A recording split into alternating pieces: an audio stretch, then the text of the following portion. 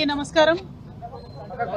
ఇవాళ గౌరవనీయులు తెలంగాణ అసెంబ్లీ శాసన సభాపతి గారు స్పీకర్ గారు అయినటువంటి గడ్డం ప్రసాద్ కుమార్ గారిని కలిసి ఒక వినతి పత్రం ఇవ్వడం జరిగింది।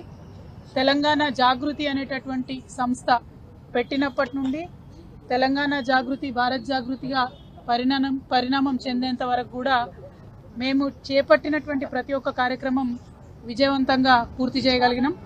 మొట్టమొదటి డిమాండ్ తెలంగాణ ప్రజల పండుగ బతుకమ్మ పండుగను రాష్ట్ర పండుగ హోదా ఇవ్వాలని ఉమ్మడి ఆంధ్రప్రదేశ్లోనే డిమాండ్ చేసి ఉమ్మడి ఆంధ్రప్రదేశ్లోనే బతుకమ్మ పండుగకి రాష్ట్ర పండుగ హోదాను సాధించుకోగలిగినాం। ఆ తర్వాత తెలంగాణ ఉద్యమ సందర్భంలో బాబాసాహెబ్ అంబేద్కర్ గారి విగ్రహాన్ని అసెంబ్లీలో పెట్టాలని చెప్పి అలుపెరగని పోరాటం చేసి ఉమ్మడి ఆంధ్రప్రదేశ్లో ఆనాడు కిరణ్ కుమార్ రెడ్డి గారు ముఖ్యమంత్రిగా ఉన్నటువంటి సమయంలో ఆంధ్రప్రదేశ్ ఉమ్మడి అసెంబ్లీలో అంబేద్కర్ గారి విగ్రహాన్ని ప్రతిష్ఠించుకోగలిగినాం।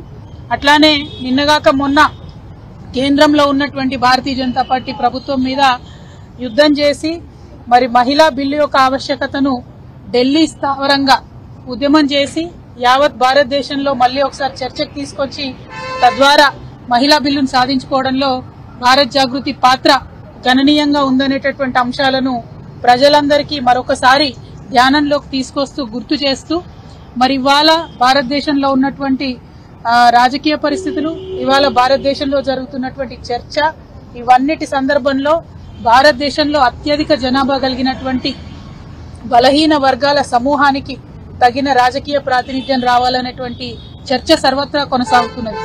ఇక్కడ ఇప్పుడు తెలంగాణ ఎన్నికల సందర్భంలో కూడా ఇప్పుడు అధికారంలోకి వచ్చినటువంటి కాంగ్రెస్ పార్టీ కూడా 42% మేము లోకల్ బాడీస్ లో కూడా బీసీలకు ప్రాధాన్యం ఇస్తామని చెప్పడం జరిగింది। Congress party Bharatiya Janata party national లెవెల్లో కూడా బీసీల జనగణన చేస్తామని చెప్పడం జరిగింది। ఇవన్నిటి అంశాలను దృష్టిలో పెట్టుకొని బలహీన వర్గాలకు సమాన రాజకీయ ప్రాతినిధ్యం ఉండాలంటే వారు ముందుకు రావాలంటే బలహీన వర్గాలకు మరి ఒక సంఘ సంస్కర్తగా ఉండి భారతదేశ వ్యాప్తంగా అనేక ఉద్యమాలు చేసి భారతదేశంలో ఒక అవేర్నెస్ తీసుకొచ్చినటువంటి గొప్ప సంఘ సంస్కర్త జ్యోతిరావు పూలే గారి విగ్రహం అసెంబ్లీ ఆవరణలో ఉండాలనేటటువంటి అంశంతోని ఇవాళ భారత్ జాగృతి తరఫున మన స్పీకర్ గారు సభాపతి గారిని కలిసి వినతి పత్రం ఇవ్వడం జరిగింది।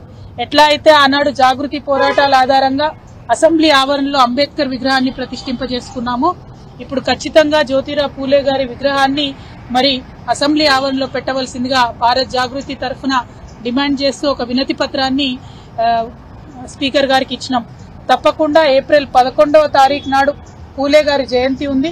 ఆ లోపల స్పీకర్ గారు ప్రభుత్వము స్పందించి ఒక పాజిటివ్ నిర్ణయాన్ని తీసుకుంటారని చెప్పి మేము మనస్ఫూర్తిగా భావిస్తా ఉన్నాం।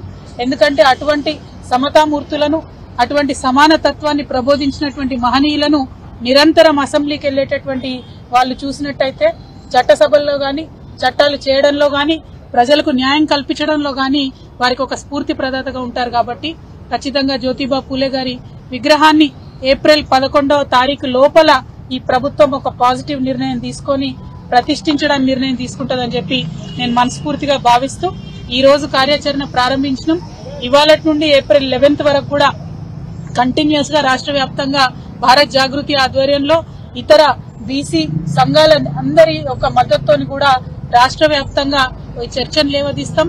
ప్రభుత్వాన్ని రిక్వెస్ట్ చేస్తాం। ప్రతి ఊరు నుండి ప్రతి చోటి నుండి కూడా ఈ డిమాండ్ ప్రభుత్వాన్ని స్పీకర్ గారిని తగిలే విధంగా మేము చేయడం జరుగుతుందని చెప్పి ఈ సందర్భంగా తెలియజేస్తూ త్వరలోనే మిగతా కార్యాచరణ అంతా కూడా ప్రకటిస్తాం। ఈ రోజు వినతి పత్రం ఇచ్చి వారిని కలవడం జరిగింది। స్పీకర్ గారు కొద్దిగా ఆరోగ్యం కూడా బాగాలేస్తే పరామర్శించడం కూడా జరిగింది। వారు త్వరగా కోలుకోవాలని మరి జ్యోతిబా పూలే గారి విగ్రహం అసెంబ్లీలో నెలకొల్పడం మీద పాజిటివ్ నిర్ణయం వారు త్వరగా తీసుకోవాలని చెప్పి కోరుకుంటా ఉన్నాను। Thank you. జై తెలంగాణ।